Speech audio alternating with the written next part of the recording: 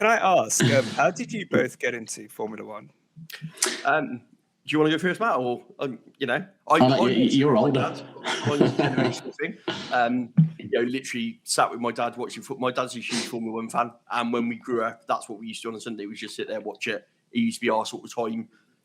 We used to watch that, and then a bit of NFL when sort of Channel 4, BBC adds the rights there. So nice. And then just followed it on really, as I got older. So yeah, it's always been a part of my family, my upbringing, I suppose. So Nice.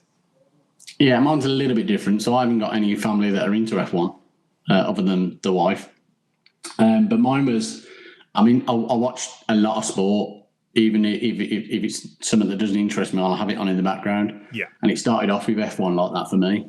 So painstakingly for me, like Schumacher's era and stuff like that, was always on in the background. Yeah. But I never took major notice of it, if that makes sense.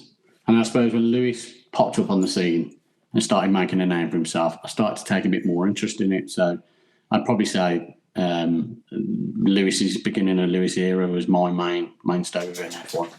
Yeah, I have pretty much the exact same answer as you, Matt. Like it literally, I remember. I think it was my gran. She was like, "Oh, have you heard like this kid's come into Formula One and like just done absolutely amazing." I can't even remember what she said, but she brought it to my attention, and it was the Lewis's debut season in McLaren, and that's how I got started as well. So I guess a very similar sort of story to you. I have a very quick follow up question as well. You said that your wife's interested in Formula One. Did you get her interested in? Was she previously interested in F1? I got her into it. You converted her. But she won't tell you that, though. You see, my wife's the opposite.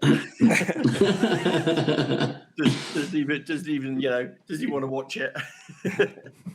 Well, funny, my interest is the same as yours, Terry. So my dad got me into it kind of in the 2000s with Schumacher and a young Fernando Alonso coming up. And I was like, oh, that's the guy I'm going to support, because he's dethroning the king. Yeah, and then he kind of grew out of love with the sport, and the hybrid era came in, and I kind of grew more into it. So yeah, it's funny how we kind of aligned each other on how we got into the sport. Yeah, definitely. Yeah, it's always interesting finding out like how on earth people manage to watch cars go around in circles every weekend. Like it's such a silly simple concept, but it's insane.